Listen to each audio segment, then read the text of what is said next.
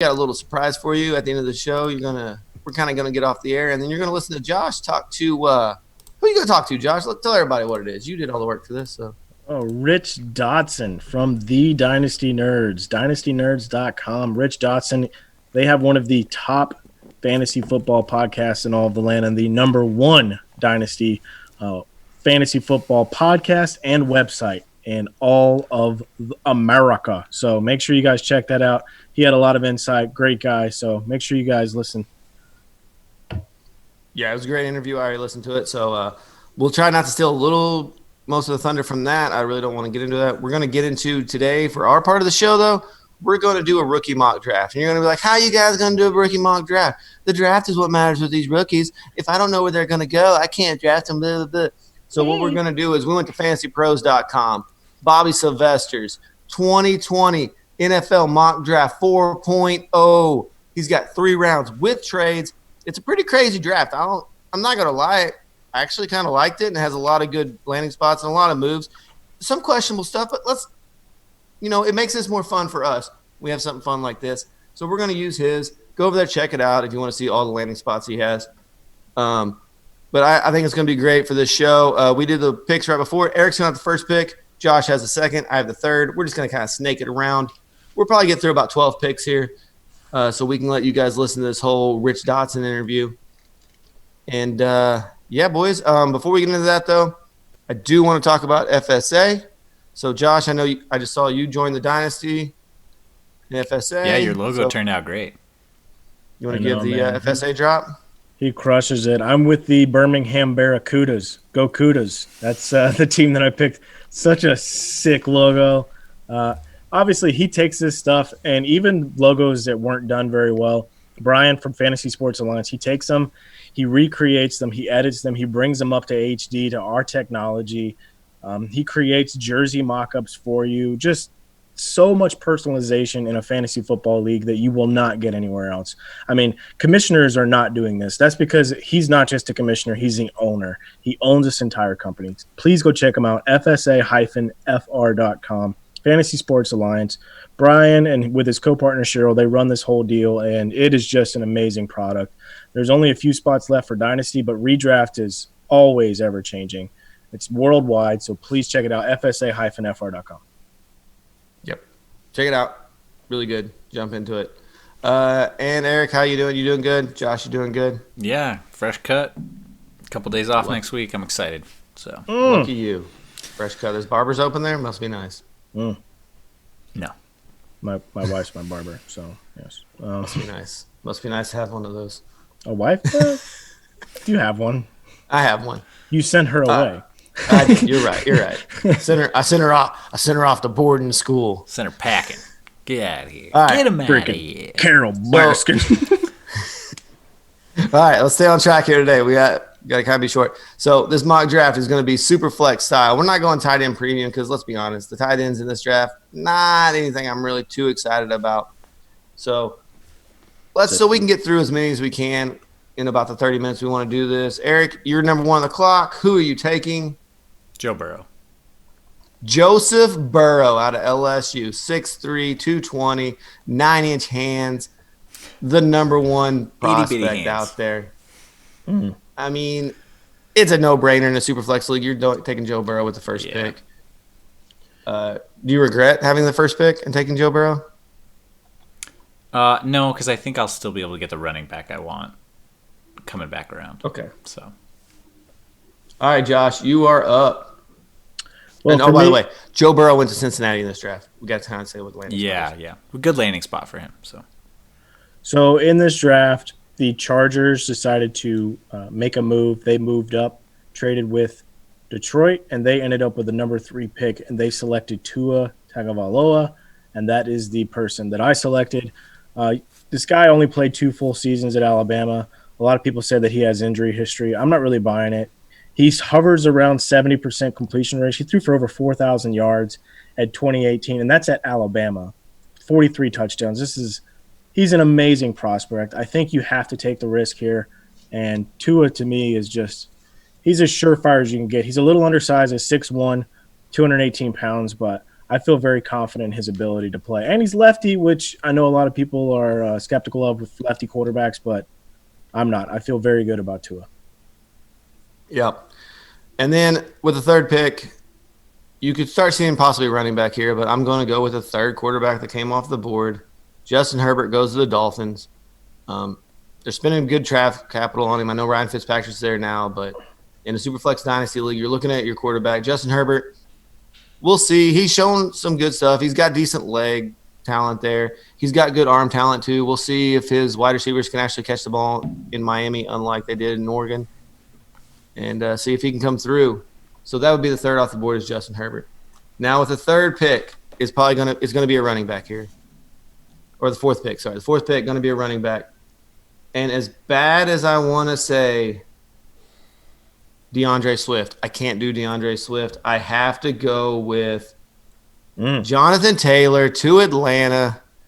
He gets picked in the second round. He's super fast.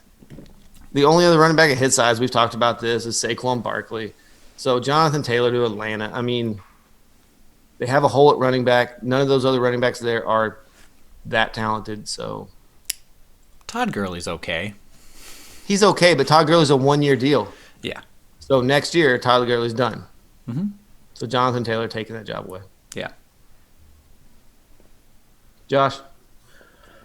So for this one, this is where you start to really get into the woods right here. You have to go with your rankings. Obviously, there's a guy who I absolutely love on the wide receiver front. I think that he could, be one of those revolutionary players. But most teams, you're going to be needing a quarterback right here. And why not take the one that was taken by the Miami Dolphins, DeAndre Swift, out of one of the running back universities, the Georgia Bulldogs. 5'9", 215 pounds, really good size on him. Some people say he's 5'10". I think he's closer to 5'9", maybe even 5'8". He ran for 1,200 yards. He averaged over 6 yards a carry. 6.2 in 2019, 6.4 in 2018. 7 touchdowns last year. He caught the ball 24 times. So whenever we're looking at rookies and we're talking about PPR, how useful are they going to be staying on the field the entire time, right, boys? Mm-hmm. Well, for a guy that caught the ball 24 times in college, that's around 60 in the NFL because college doesn't utilize the running back the same way. So if a guy can be on the field for all 3 downs, that's one that I absolutely want. And that's something that, we talk about a lot with our running backs if you can get a guy like that. So for me, DeAndre Swift, easy decision. Well, that's great for me because the running back I wanted fell back down to me. So based on this draft, the Kansas City Chiefs picking at number 32 took Clyde Edwards-Helaire from LSU. And he can catch the ball out of the backfield really well. I think some people are saying he's comparable to a Christian McCaffrey style. He could be like an 1,000 guy. So that's the guy I wanted, and I'm glad I got him there at, what are we on, 6? We are on 6. And honestly, I thought about taking him at 4 there. With that landing spot of the Chiefs. Yeah, too good. It's so you Patrick Mahomes and Tyreek Hill and Travis Kelce and all the speed they have downfield. He's never going to see 8 men in the box. Nope. Even on the goal line, they're not going to have 8 guys in the box. All right, Eric, you were up again. Now I got to turn around and take somebody else. So based on landing spots, I'm probably going to go with Henry Ruggs going to San Francisco here. He went 13 to San Francisco in this draft, so I'll take Ruggs the third there out of Alabama. And he is so fast. So quick. So fast. So quick. Going to, the 49ers. I mean, do you worry about Jimmy Garoppolo's deep ball, though? Yeah, I do. But given the or how effectively they run the ball, I think he can get at least a couple of good looks every game with the play action. So hopefully the defense doesn't play as well and they have to throw the ball a little bit more. Yeah. And Jimmy G's not throwing the ball 8 times in a playoff game. Yeah, we don't want that. All right, Josh. Wow, I can't believe you guys are just going to let me walk away with this draft. This is amazing. Go ahead. Who are you taking? This is easy, boys. This is easy. I understand the quarterback play isn't the greatest in this team. Yeah. But You're talking about the number one wide receiver in the entire draft, CeeDee Lamb from Oklahoma. Oh, but he's the third wide receiver off the board. Number one in talent means a lot more. But than but the landing spot in this draft is why I wavered. Well, he's going to Minnesota, so we understand they just got rid of Stephon Diggs. But CeeDee Lamb, he's 6'2". He's a bigger player than Stephon Diggs. He's better than Stephon Diggs. He caught 14 touchdowns last season in Oklahoma. And Oklahoma, their quarterback play did dip a little bit, but he played with Jalen Hurts. The year before that, he played with a guy by the name of Kyler Murray. Caught 11 touchdowns. The year before that, a guy named Baker Mayfield. Didn't even play the whole season and still caught 7 touchdowns. He had longs. His long in 2019 reception was 71 yards. 2018, 86 yards. 2017, 82 yards. The dude catches bombs. Okay? And Kirk Cousins, he's got a little bit of that gunslinger mentality in him, and I absolutely think that CeeDee Lamb is going to be a perfect fit for them if this is where he actually goes. Man, love it. Love it, boys. Love it. Yeah, it's a good pick. So I'm going to keep this wide receiver train rolling, all right? And I'm probably not taking who you think I'm going to take. I'm taking Justin Jefferson. What? Yes, because he's at the Eagles. What other wide? They have no other wide receivers. I know Jerry Jeudy's still on the board, but Justin Jefferson at the Eagles. You're giving me him with Carson Wentz with no other wide receivers? Somebody else, a wide receiver's got to catch the ball there. It's true. And for those listening in this draft, Jerry Jeudy went to the Raiders. So yeah, and that's the biggest reason to why it's defend Brad falling a right little now. bit here because I kind of agree. Yeah, it's not that I don't like Jerry Jeudy. I think Jerry Judy's great, but we saw Amari Cooper, who is a really good wide receiver now, but in the Raiders system, he was very hit and miss. But I can't let him go again. I just want to take Justin Jefferson. Number 10, I am going to take Jerry Jeudy because you can't go any farther with Jerry Jeudy. He should have been taken probably multiple picks before this. So Jerry Jeudy, like we said, he's the number one talented wide receiver out there. I think he's a little bit over CeeDee Lamb. CeeDee Lamb's landing place is a little better, which probably gives him that little bit of a bump. But Jerry Jeudy's just smooth route runnings. I mean, he lost his number one quarterback this year, but he didn't really miss a beat that much. When Tua goes down and Jerry Jeudy still produces. What's up, Josh? You don't like it? No. I think it's a solid pick. I can't. Yeah, at number 10. I wanted to go running back there, but Jerry Jeudy can't fall any farther. So, Josh, where are you going? I think I know where you're going. So this is my last pick. Yeah, unless we guys want to do a little bit more. We can do probably one more because we went kind of quick with this. Yeah, so for me, you have to try and get you a starting running back. And we know that. I've already taken a quarterback in this draft. For me, the next guy, and especially talent-wise and opportunity-wise, I love where J.K. Dobbins fell. J.K. Dobbins, I understand he's a third-round pick, but he fell to Tampa. And that's a pretty good spot to be in. He's already a better pass blocker than Rojo. We know that. Maybe.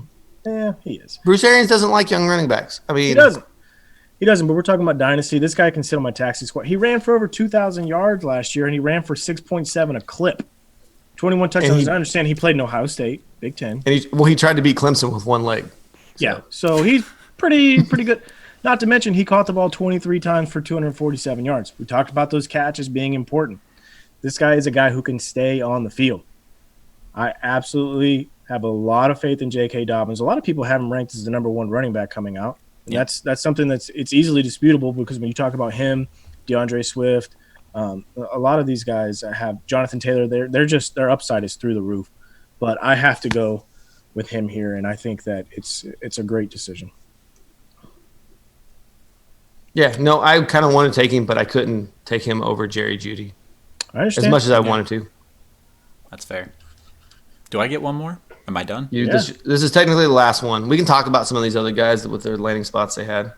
If it's my last pick, I'm going to take Cam Akers. I like it. Especially with his landing spot in this draft, he went to the Los Angeles Rams. And I think McVay, with their offensive line when they're healthy, the way he got beat up at Florida State last year and all the yards he got after contact, if he gets any kind of hole, he's just going to cruise. I mean, he's going to barrel over people. I think Sean McVay would get the most out of him. So it's tough to disagree with that. I mean, I think that's a great landing spot for him. A guy that he can come in, start right away, and be one of those guys that is just going to help your team immediately. Yep, I love Cam Akers. You guys know I love Cam Akers. I think he had a terrible situation in college. So let me just recap kind of what we did. First pick, Joe Burrow. Not even really a question there. Second pick was Tua in Superflex. That's how it's going to go. Third pick, Justin Herbert. He's probably going to go 3, 4, or 5 right there every time. What was Herbert's landing spot in this draft again? The Dolphins. The Dolphins. Okay, so and Ryan Fitzpatrick isn't going to be there forever. He's just a stopgap. Yeah.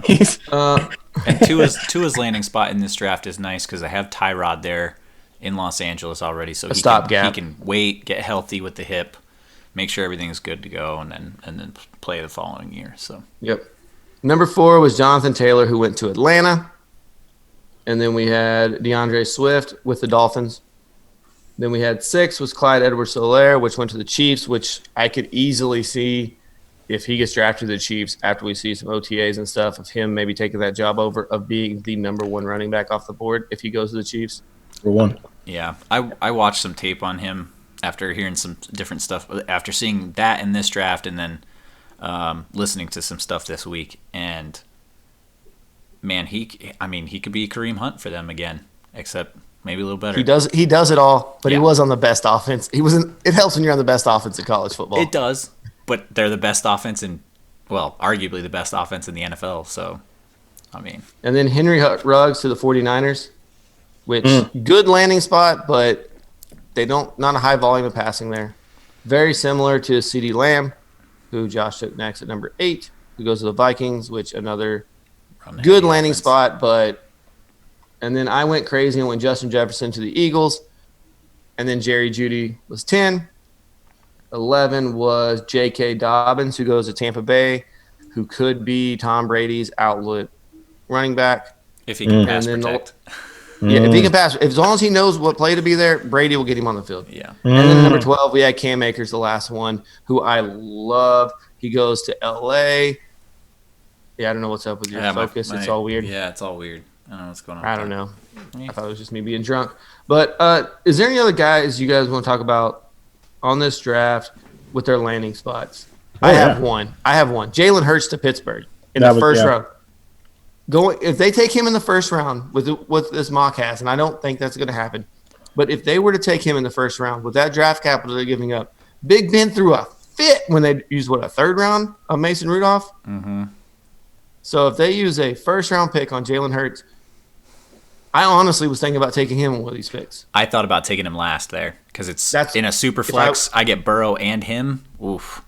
Yeah. Be real nice. You're letting him run on your bench. Let's see how it plays out. Jalen Hurts, I like that a lot. To the Steelers, it's a great landing spot. Big Ben has, a few years left at most? Yeah, at most. Jacksonville is Jalen Reagor, which so many wide receivers in Jacksonville. And I don't know what's going to go on with that offense. Kind of hurts me a little bit. Jordan Love to the Colts, who sets a couple years behind Rivers, and then Rivers goes home to his 12 kids, and we'll see what happens with Jordan Love. Anybody else you want to bring up, Josh? What about your Broncos? They made some moves in this draft. Yeah, honestly, I think it's good, the player that they selected in the second round with T. Higgins. Mm-hmm. I think he's an incredibly talented player. The problem is that you got to remember Drew Lock. T. Higgins isn't going to – if he does get drafted by the Broncos, and that's only in this scenario, obviously, this isn't going to be one of those things where it pays off this year. T. Higgins has, number 1 receiver written all over him, but it's not going to pay off this year because Drew Lock – remember, when he became the starter, you started to see the wide receiver numbers overall dip. Even my boy got a lot of targets still. What's his name right now? I can't remember. Number 1 receiver in Denver. Come on. Cortland Sutton. Cortland Sutton. I don't know why. We didn't play our name game. We didn't warm up. You got to warm up. So anyway, Cortland Sutton, he still got 8 targets a game, but his numbers did dip as far as efficiency because Drew Lock's a little less accurate. So I don't really like T. Higgins going there just yet. But I do think long term that's going to be very good. If that's their 1-2 punch, great. As far as some other guys going, I mean, there's so many. This is such a wide Denzel receiver. Mims to the Colts with Phillip Rivers. Yeah, there's some good ones. I was going to ask about that because this is where my lack of watching college ball comes into play. I have to do a lot of homework for rookie drafts, and Denzel Mims out of Baylor. Yay, nay? Do we like that? Is he? There's other receivers that. But through the Colts, with all they have is Ty, like. Yeah, no, I understand it. Well, I mean, they have Jack Doyle. Calm down. Well, they just drafted a guy last year who they got in the second Paris round. Campbell. Yeah, Paris Campbell. He was injured a lot last year, so the jury's still kind of out on that, and we're going to see. Mm-hmm. But what about Thaddeus Moss to the Ravens? I know he's hurt. I wanted to bring him up, but yeah, wow, he would third be round. Could you imagine him and Mark Andrews if they're both healthy? And Marquise Brown, yeah, that's Thaddeus a pretty. Moss playing that hybrid. I think they had it. Didn't they get a running back in this draft too? A pretty good running back. Let me look again. Who was that? Baltimore. I think Baltimore. I thought they did. Maybe I'm crazy. I don't know. I know Michael Pittman Jr., the wide receiver, goes to New England. Yeah. No? Yay. They also took a quarterback in this draft too. Jordan Love, I think. Did. Not Jordan Love. It was the other one. Oh my gosh, I wrote it down. Jake Fromm. They took Jake Fromm, which is kind of Jake from State Farm. Yeah. Yeah. Yeah. I don't see him getting drafted in the first 3 rounds, but quarterbacks always get bumped up. Yeah. Jake Fromm had a. So there was another interesting thing that I saw in this draft, and that was that Buffalo selected a running back in the 3rd round with Anthony McFarland. Yes. I'm not crazy about Anthony McFarland. I think this is he would strictly be a goal line guy, and he's not. I know, and he's not really big either. He's only 5'9", 198 pounds. But I mean, they already have that guy. So this part of the draft didn't really make a lot of sense to me. I understand that. Well, I mean, they could have just 2 guys like Devin Singletary. Not a guy you want to give the ball to 25 times. But there were some holes in this draft, like Baltimore drafting Thaddeus Moss. I know. Why? It's done by Fantasy Pros, so they're probably trying to get a lot more skill position. He only did 3 rounds, so he's probably just trying to get some names in here too. I'm not saying this is going to happen, but I thought it was odd that the other landing spot that I thought was odd was Jonathan Taylor to Atlanta. I thought that was odd with initially seeing it, thinking about it. Yeah, you make Gurley play for his contract, but even if he does have a huge year and you're still in cap hell like they are right now, then yeah, you can just move on from him. So it's not. I feel like they have. I think other Gurley needs, is Gurley's a 1 year make the fans happy. Yeah. Like that's all I think Gurley is. Yeah, He played in Atlanta. He played in Georgia. So okay, let's play a quick game real quick before we go. Give Okay. me one guy you want to trade for and one guy you want to trade away. Are we talking about this draft or just in normal? Just in normal dynasty teams. A guy you want to trade for and a guy you want to trade away. Oof, that's a tough one. Why don't you lead it off, Josh? Do you have somebody in mind? I think if you can, this hurts me. I think if you can get rid of Kerryon Johnson before this draft, it would be a very good idea. He betrayed his boy. Oh my gosh! I never thought I'd see the day. Oh, what about getting rid of Christian McCaffrey? He just signed his big deal. Running backs on their second big deal. I'm just saying we've had a long streak now of these running backs that get paid. I understand, but Zeke got paid. He had a little bit of a down year, but he was still pretty good. And Christian McCaffrey, he's different. Yeah, he's different than Zeke. Yeah. He's smaller. Oh, he's durable. I'm just saying, durable. if you could go get, if they can back the Brinks truck up there and unload the bank on you. I mean, yeah, moving CMC, you could get a boatload for him because he's had a He's had a 385 point season and he's had a 440 something or 400 something point season. Like you can definitely. And running backs don't last. Yeah, you could. As much as I like him, running backs don't last. To a win now team, you could get a boatload of picks from somebody for him for sure. New offense, new scheme. I don't know what's going to happen, how they're going to use him. I don't think he'll be taking wildcat snaps down in the goal line anymore. Yeah. And then I don't understand why we got on this point. I was talking about carry on, and you guys are trying to hurt my feelings with CMC. I don't. you said a guy I want to trade away, and We're saying that's a guy you should move. You should probably. You want to trade? Move. Okay, that's your guy. I would try to move Derrick Henry too. I would try to move Derrick Henry right now. Yeah, that was all a right. little more obvious. Guy you want to trade for? But they had similar workloads last year, and that worries me. Guy you want to trade for? I think a guy you can go out and get right now, fairly cheap, but the issue is he still has a little bit of name value. Is Juju Smith-Schuster? Mm-hmm.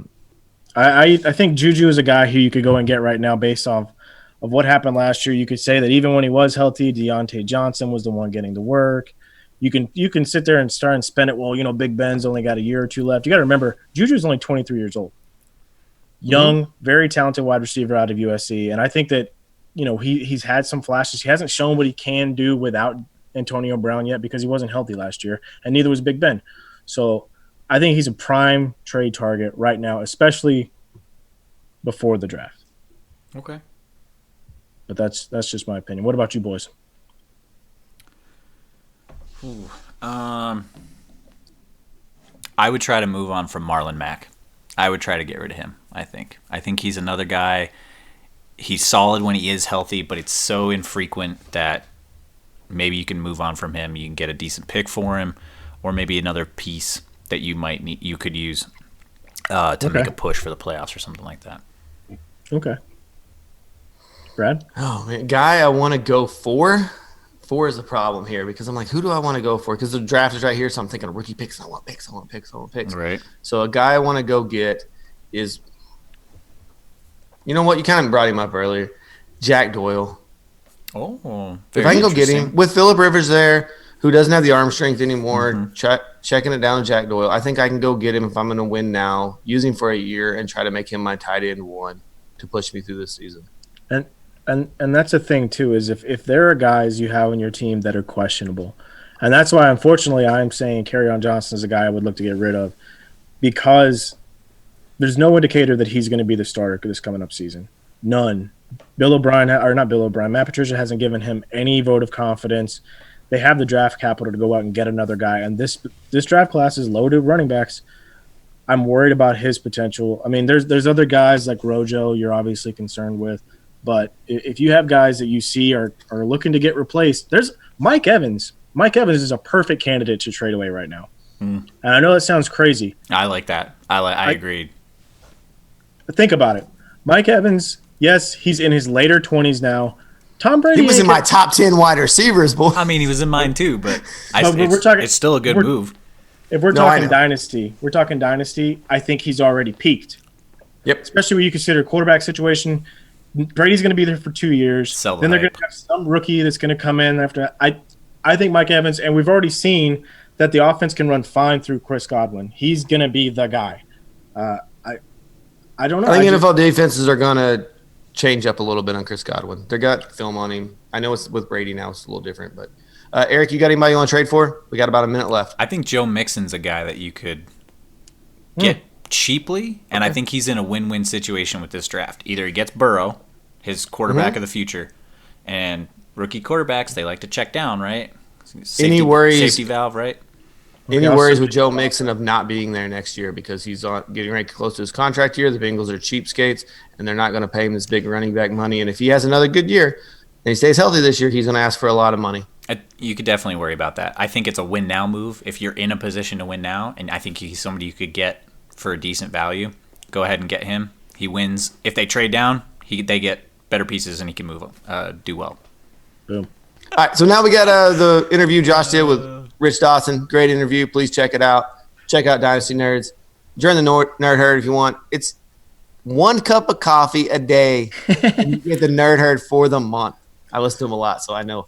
It's just give up 1 cup of coffee a month, and you got the Nerd Herd. Then you get film room access. You get all their rankings, rookie rankings, superflex rankings, tight end premium rankings, anything and everything you want. You get to see Rich's crystal balls. I don't know if you get to see them, but you get to hear about them. They're there, 100%. All right, everyone. Thanks for tuning in. We have Rich Dotson here from DynastyNerds.com. You can follow him on Twitter at DynastyRich, and he's here to answer a couple of our questions. So, Rich, you have the number one Dynasty fantasy podcast in all the land. So, how did you guys get started in fantasy football? Yeah, well, I've been playing Dynasty Fantasy Football now for about 17 years. So it really started way back then. And it got to the point where we would talk about it. And this is before there was any websites out there or any really information on Dynasty. We just kind of like made up the rules as we went along. And we talked about it so much in our free time, our group, that was such a good group. I was constantly pushing one of my buddies who created websites. Like, let's just create a Dynasty website, man. Let's just do this. And kind of joked around about it, and then about 7 years ago, it just came to fruition, really. And it came out of passion, really, just a love of the game, and it's just grown into what it is today, which is pretty crazy in itself. Yeah, it really is. So, I started seeing some of your stuff. I mean, the earliest stuff I could find was like from 2013. So you've been doing this, I know, for at least 7 years and even longer because you started out writing articles, right? Yeah, I started writing articles for a couple websites, just casual articles here and there. That was, about 8 years ago, at least, I think, somewhere a little over there. And that kind of started a little spark in itself. That actually what's led us to the website too. If they start writing articles that are being published, I'm like, yeah, let me just get out there with my own site. So it seems like forever at this point is what it seems like. Yeah, it's really cool, man. I mean, that's kind of how we got started. There was me and my buddy were just sitting there talking at work, and all we did was talk fantasy football all day. I mean, we should have been doing our jobs, but instead we were doing that, and we said, maybe we should just do a podcast. We started listening to fantasy footballers. That was a big one of ours. But then when we started venturing into the Dynasty, you guys were the podcast that we found, and we started listening. And we're like, man, this is really cool because you guys found your own niche. I mean, the fantasy football podcast is really a saturated market. But you guys being Dynasty, and then you've proven over a track record to be the best one in Dynasty. I mean, would you say that you guys have an edge over the other fantasy football podcasts because you focus on college players and what they're doing more so than anyone else? Yeah, I don't know about it. I don't think an edge. I think timing was great because we got into the market so early. But not on top of that, like people, like you said, it's a saturated market, and people ask me advice all the time, like, "Hey, how do I like make a good podcast or go on there go along those lines of having success in the community and being an analyst?" And it really just comes down to is just putting the time in, doing the research, being true to yourself, and most importantly, being right more than you're wrong. Because Yeah.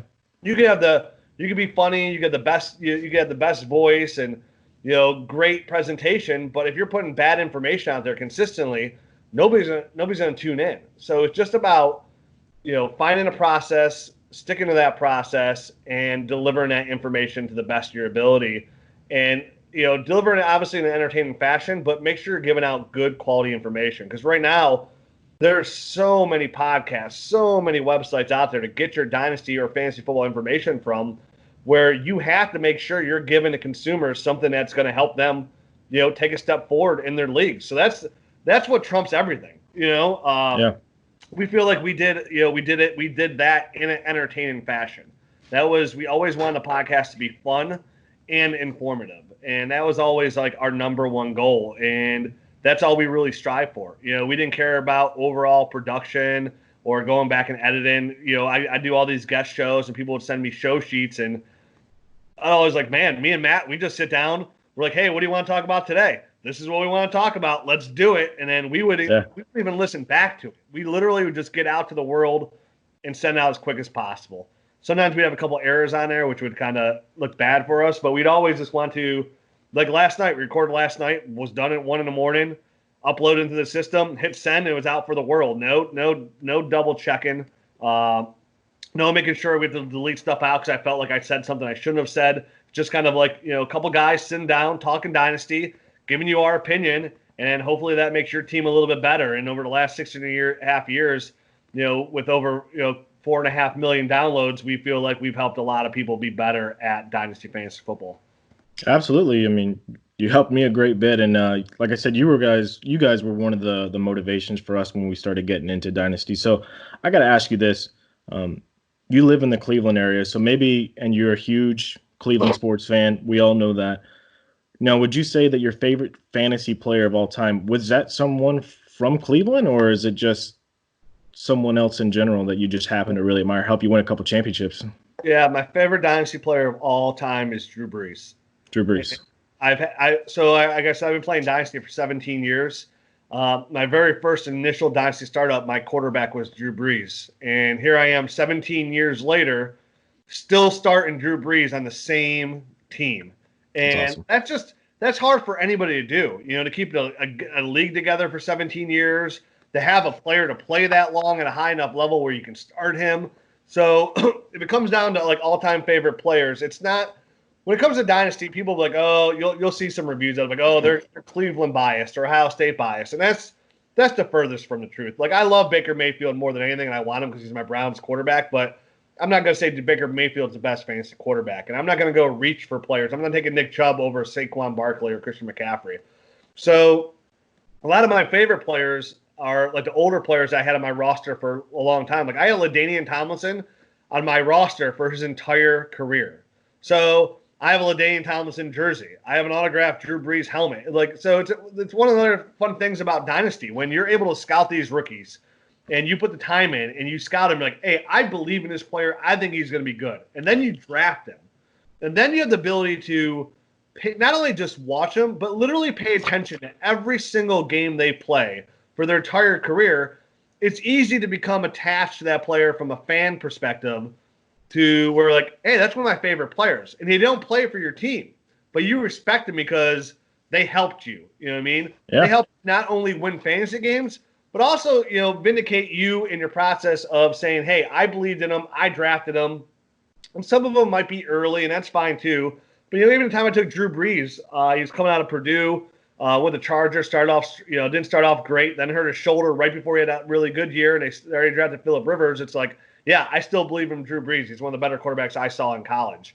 I do have the same way about Baker. He'll end up being my favorite player of all time. I would guarantee it because same reasons. I loved him coming out of college. Before the Browns drafted him on the Dynasty Nerds podcast, I said, this guy's one of the best quarterbacks I've scouted and I've seen. And I believe in him, and I hope the Browns take him number one overall. So, yeah, it just comes down to, so some of those players all the time in Dynasty are not Browns, actually. It just comes down to guys that I was able to draft that rookie and then have long-term success on my team and then inevitably help me win a championship. Nice. Well, I mean, I'm looking for my own set of crystal balls myself, so hopefully I'll be able to get that worked out as well. So it is funny you mentioned Baker. He plays for Cleveland. I grew up in Alabama, and I'm an Auburn fan, so I rode the Cam Newton train for as long as I possibly could. And then I think about 2 years ago, I finally jumped off because I think that he lost his actual mind. And I'm a little bit concerned about him and his thought process and how he was doing that. But even evaluating him when he was coming out, he had a lot of potential. So what I'm curious to you about is, what is your process of actually sitting down and evaluating all these rookies? Well, I mean, it really just comes down to, people will give you breakout age. People will give you analytics scores. I've never been that guy. I've never been an analytical guy. And I'm kind of going to be like one of those old guys that's like, oh, I'm going to stick with what got me here. And that's just kind of watching tape, watching all the tape, on dynastynerds.com. If you're a nerd, remember you have the Dynasty Nerds film room to get down there and break down all these games and just really just in there watching tape over and over again, watching these guys. And to me, it's that simple. Like, oh, well, how did you know Alvin Kamara was going to be a really good running back or Kareem Hunt was going to be a better running back over this player? Or why would you say draft Aaron Jones over Jamal Williams when Jamal Williams was drafted higher and he was a first-round pick and people were like Aaron Jones later? It's like, I don't know, dude. Like, how didn't you know? You know what I mean? It's like, I watched the film. I saw it. He looked like a better running back. He did this well. Or, this receiver was able to get off the line well and had really good routes, was able to stem and stack his defensive back really well. This running back had a really nice patience or juke cut or catching ability, and what translates to fantasy football. Because that's as well, too. It's, when I was hating on Derrick Henry coming out, the Heisman Trophy winner, and people were like, oh, you think Derrick Henry sucks? And I'm like, no, man, that's not the case at all. I think he's a pretty good football player. But I'm not here to evaluate and analyze like who are going to be really good NFL players. You hear it on the podcast all the time, like, hey, this player, a guy like Will Fuller, will help his NFL team, but he won't help your fantasy football team. And that's what we're here to look for. Guys that will help your fantasy football team. I'm trying to score as many fantasy points as possible. Which players will help me do that? And I just kind of watch the film, really. Do that. There's a lot of scouts that I trust, so I'll do my analysis and I'll cross-check it with probably 3 or 4 scouts and check out their scouting report. More so to see if there's anything I missed to go back and watch the tape. Because I'll do the same thing. I'll go back on the podcast and like, I don't understand it, man. Like these scouts, you'll see 3 scouts and they'll say he does this well, and I just don't see it.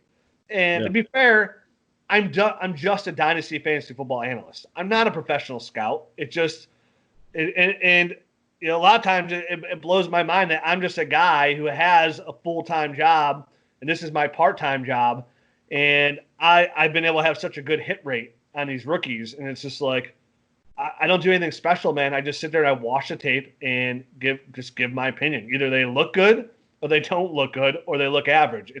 It's me. It doesn't have to be all crazy. It doesn't have to be all analytical. It's just look at what they do well. Does that translate to the NFL? Who are their competition? There's little things like that. And we have like Garrett Price is working on the nerd score where for Dynasty Nerds, that's going to be out this week where they're going to break down every attribute of the player, like everything they do well, contested catches, speed, getting off the line, route running, you know, all that stuff. And it's really just those little things that you look at to see what they do, because to be successful at the NFL, you have to do all of those things well. So it's fine that you're a good running back, but if you can't pass protect whatsoever, you're going to have limited opportunities. It's fine that you're really strong in between the tackles, but if you can't get outside or you can't catch the football, well, then you're getting really limited fantasy football opportunity. And that's what it really boils down to. It's just who looks like they can help my fantasy team the best is what it boils down to. And to me, it always comes back down to the tape. It's the whole reason we started the Dynasty Nerds film room in the first place.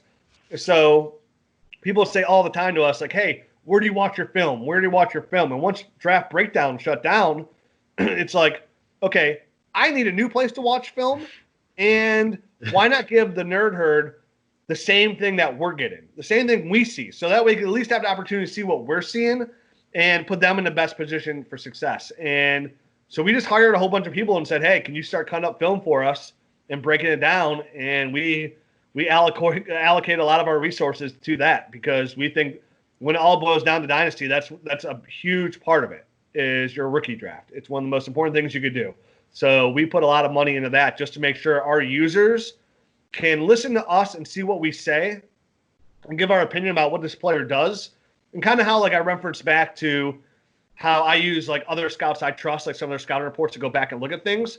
Maybe we can give you some information. You take that information from the podcast, and then you use that and go look at the Dynasty Nerds film room and see what we're talking about. And maybe Matt and I or Garrett and I have a different opinion on something, but then you can go back and look for yourself, because you can see exactly what we're looking at, and then base your own opinion. Because nothing's worse when somebody says, hey, man, I drafted this guy because of you. It's like, dude, you have your own mind. I'm just giving you my opinion. You know, I'm not at fault, you know, because listen, if I told you to draft somebody, that means I'm drafting them too. Like, I'm not going to go out and just give you a hot take just to give you a hot take. Like, I'm telling you what I would do in that situation. And you win some and you lose some, right? You can't win them all. I'm the same guy that traded Monty Ball or Le'Veon Bell straight up for Monty Ball before his breakout year. So we all make mistakes. You know what I mean? It's just, what are you going to do? You got to put your time in and just hope you bat, 55 over 45 is what you really want to do. Lucky for us in our rookie takes, we feel like we're at about a 75% hit rate. To us, that we're extremely proud of that. Yeah, and it's really remarkable what you guys have done. And you guys do evaluate players from all over, and it's not just like you're looking at players from, the Big Ten and the SEC. What I want to know is, how do you value guys who play in these major conferences versus the ones that play in the smaller ones? Like, you brought up Aaron Jones, who played at UTEP. So whenever you're comparing those guys, and obviously the level of competition is different, right? Yeah, it is. Obviously, like, I love John Brown coming out of Pittsburgh State. You know what I mean? I loved Vincent Jackson coming out of North Dakota State. You know what I mean? I loved Vincent Jackson at the time when he came out back in like 2004, whatever it was. Like, I was a huge Vincent Jackson truther from his combine and some of his tape. So it just comes down to the same skill sets. Like you expect those guys to dominate at their level, right? Yeah. But you can tell, like for the receivers, you can tell if they run good routes, if they have good hands. Do they catch the ball with their hands? Do they catch it with their body? Does the ball have to be on them? What's their catch radius? And things like that, they still translate at the lower level. You know what I mean? It just it's still not hard to spot a really good football player. And you just expect those kind of players to dominate in that kind of situation. You know what I mean? Are they easy to tackle? Are they not easy to tackle? Do they run over the players? So if they do dominate, you do take in effect, like, who was it? Who did they dominate against? Like, we had a big argument last night in the podcast about Justin Jefferson with Garrett. Garrett had a lot of other players rated higher on Justin Jefferson for their catch radius or contested catches, when Justin Jefferson had the highest contested catch percentage in college football last year at 92%. And then he gave higher scores to guys like Denzel Mims, Michael Pittman Jr. And I was like, well, how can you do that when Justin Jefferson was the best at it? And he said, he's like, well, the difference is they had the number one cornerback on him, and Justin Jefferson has the slot cornerback on him. I wasn't really feeling it, but it's little things like that you take into account. So for Garrett, that meant something, right? Like, he didn't care if it was an SEC slot corner; it was still the slot cornerback. So he gave him a step back. Same thing. If you're a big running back and you're running over 5'10" linebackers that weigh $195, then I expect you to do that. That's not going to translate to the NFL. And it comes back to watching tape. Like, did they do that just because they were there? Did they do it not? That's kind of like, I'm not big on Laviska Shenault, right? Like, I don't think he's that great. I don't think he's that exciting. And even when he did dominate, he dominated. Like, he did stuff. He did it at Colorado. Some of that stuff I don't think will translate over to where he'll dominate at the NFL level. I think he's a good football player. I don't think he's a great fantasy football player. So it really is. It's not like there's no set rule there. It's just, what do your eyes tell you? You know what I mean? What can your eyes tell you? Like, when I watch John Brown play at Pittsburgh State, I'm like, this guy can be successful at the next level. He's explosive, runs good routes, and has good hands. And sometimes it's that simple, right? Can you beat press coverage? Can you run good routes? Do you have good hands? Because if you don't have good hands, you run good routes, well, you're not going to catch footballs. Same thing with the running backs. If you don't have good vision, you can't get past the line of scrimmage. It doesn't matter how shifty you are if you can't get past that line of scrimmage, because it doesn't matter. Isaiah Correll wasn't successful. He was a great running back because he couldn't read the line. He'd run into his offensive lineman's back. You know what I mean? So there's a lot that it's simple, but there's a lot that go into it. And you got to take all of that, because they have to be good at a lot of different things for them to have success at the NFL level, because everybody's good at the next level. Yeah, and I remember Isaiah Cole. I'm like, is that Trent Richardson out there? Because same thing. Yeah, dude. So you brought up Laviska Shenault, and I think he's a guy who a lot of people are really kind of expecting to be a bust coming up in these dynasty drafts, as far as his value, where you're going to take him, because there's still a lot of hype going on around him. So I have a question for you. What's one player you expect to be a bust this year in rookies, and one player that you are trying to get as many shares of as you possibly can? So one player I expect, I don't know. I wouldn't call Laviska Shenault a bust. I would think KJ Hamler's a bust. Okay. When it comes to fantasy football, just for his size, his hands are not good whatsoever. I look at him as just a complete bust out. Kind of like how I felt like Will Fuller a little bit. Was Will Fuller a complete bust? No, but I kind of said the same thing about John Ross. And Will Fuller and John Ross are significantly better than KJ Hamler. So I look for KJ Hamler to be a complete bust. A guy I want to have a lot of shares of. One I was talking about last night. There's two. I like Antonio Gibson at the running back position out of Memphis. I want to have a lot of shares of him. And then Devin Duvernay out of Texas, wide receiver. Somebody who I think can get right around 3-1 in your rookie draft. 212, 3-1, 3-2. That's a guy. So if I have a late pick, like a championship caliber team, I'm looking at him at the back end of the second, possibly. If I have a bad team, I'm looking at him at the top of the third. But that's the guy I expect to have the most shares of. Just, a 5-star recruit. Didn't do a lot until his last year at Texas. But when he did, man, did he explode on the scene. And kind of like I was talking about John Brown, Devin Duvernay does a lot of that as well. Really fast, runs good routes, has really good hands, get off the line. And when he gets the ball, he becomes that running back. So I said last night in the podcast, I'm sick of these people comparing Laviska Shenault to, like, Debo Samuel. Like they're so same player. Like if I was going to compare a player to Debo Samuel, and Devin Duvernay's not on his level when it comes to route running, it would be Devin Duvernay more so than a Laviska Shenault. And that's where it comes into effect. Like you're going to draft Laviska Shenault at the top of the second round, you can get Devin Duvernay at the top of the third round. And to me, I'd rather have Devin Duvernay straight up better than Laviska Shenault. So sometimes it's just knowing too and where you can get players. It's a risk. Just because I like Devin Duvernay doesn't mean I'm gonna take him at 2-1 because I can get a player that I like, and that's not where the value is. Just because you like somebody. I also believe in taking who you believe in, but also knowing like where to move to. Like, okay, I love Devin Duvernay.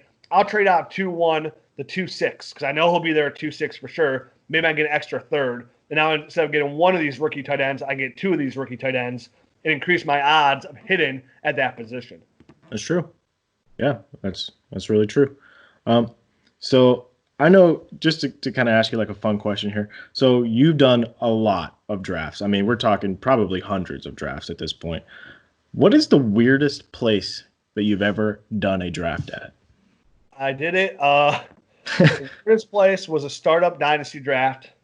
I was on my anniversary vacation with my wife in Denver.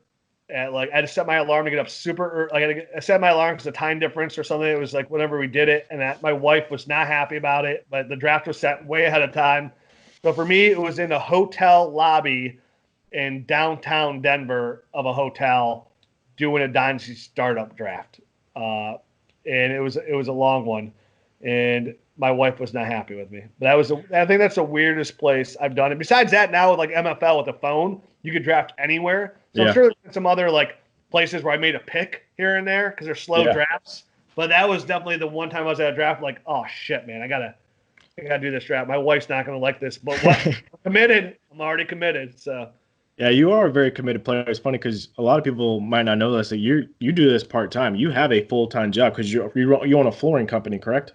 Correct. Yeah. Yeah. So you do that. You're a dad. I mean, this is something that you do in your spare time. I don't know how you find the time to do it, but I think it's incredible that you're able to do it. For me, the strangest place I ever drafted was at a trampoline park. My kids were out there playing, and I'm like, oh man, I gotta do this. Is far more important right now. I'm already committed. So another question that I have is, you're a huge Ohio State fan. I know that this isn't something that you might not want to hear, but my buddy's like, okay. Now, as an Auburn fan, I've suffered a lot of pain in my life. A lot of pain, because Alabama, obviously, right there. Now, my buddy wanted to know how you felt when Desmond Howard ran it back.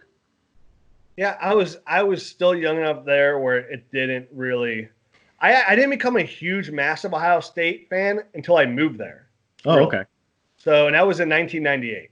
Like the winter of 98. So I liked Ohio State and I liked football, but at that time I was still like, when I was in high school, I was way more about girls partying. Gotcha. So I loved football and I watched it all the time, but like college wasn't like my number one thing at that point. Like I had NFL Sundays, the Browns, but that was it. So I didn't become like a diehard, like big time Ohio State guy until I actually moved down there.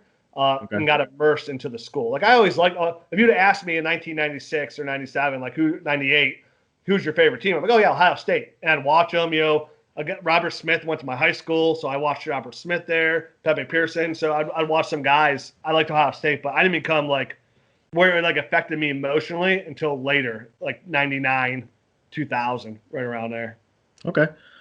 So I have a question that I want to ask because there was a few running backs that came out in the same year. Royce Freeman, Kerryon Johnson, a bunch of those guys that came out in that year. And there was a nice cluster of Nick Chubb came out that year as well. What I'm wondering is, so Kerryon Johnson hasn't really played up to expectations yet, mostly because of injuries. Same thing as far as Royce Freeman goes. He's been kind of – Phillip Lindsay came out of nowhere, ruined that, and now they have Melvin Gordon there. So I was going to say, which guy – do you think has a better opportunity to kind of resurrect their career at this point?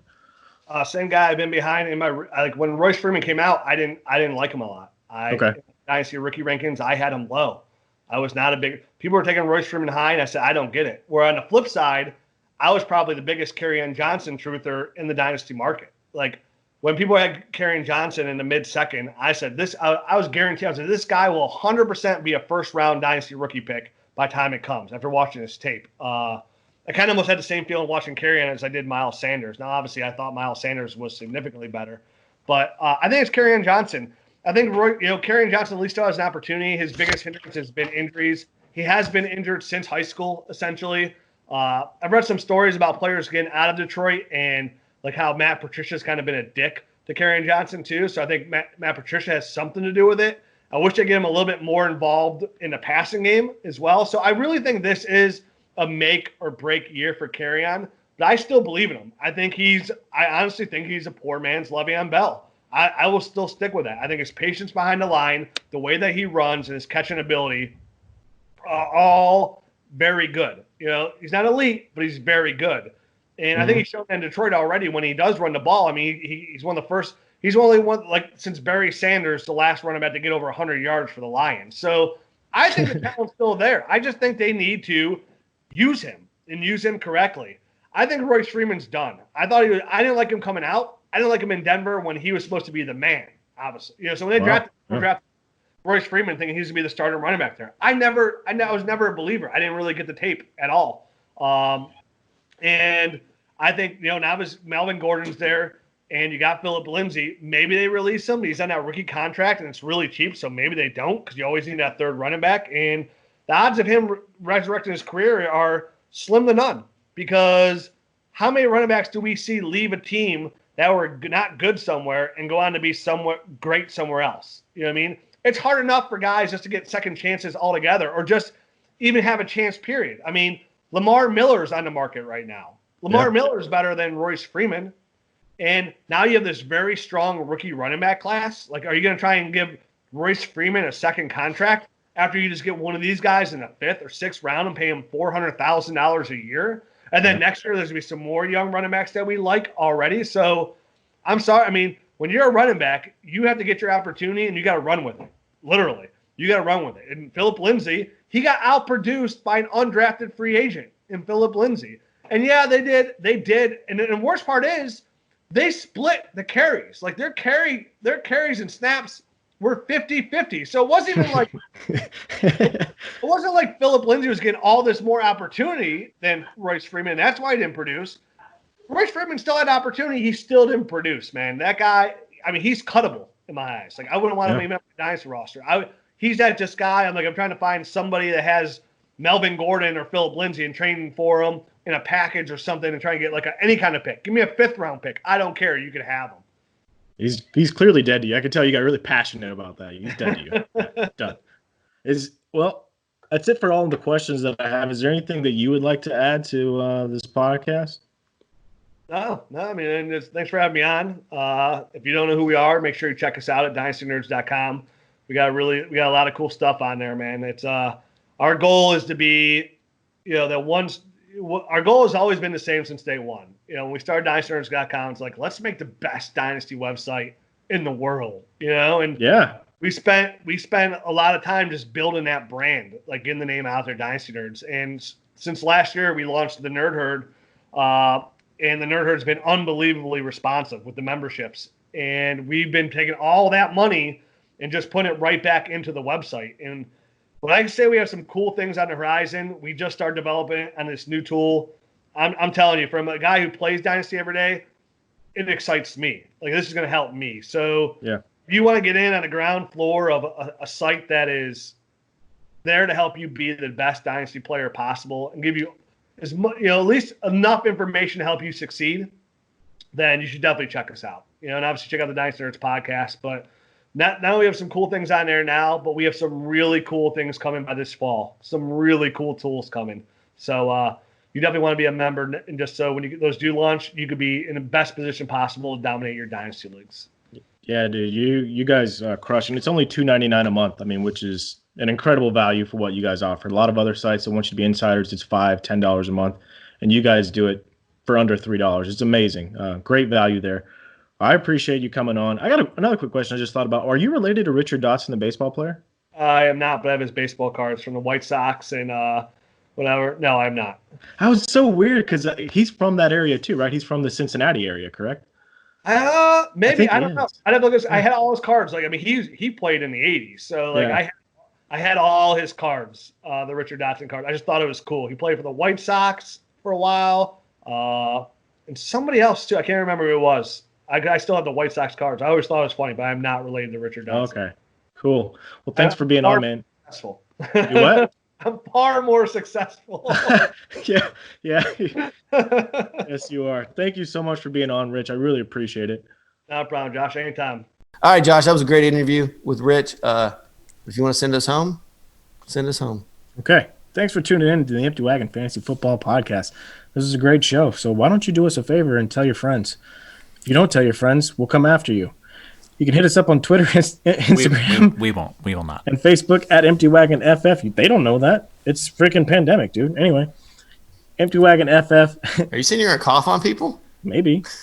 Josh, getting us viewers with the fear mongering here. Yeah, that's how you do it. My president got elected that way. So you can get Empty Wagon. Brad is going to be at Tack Jones. Eric is at Guns of Eld 19. Sure and I'm am. at FF Josh Hughes. You guys hit us up, talk to us, ask us questions. Tell us we suck. If that's what you want to do.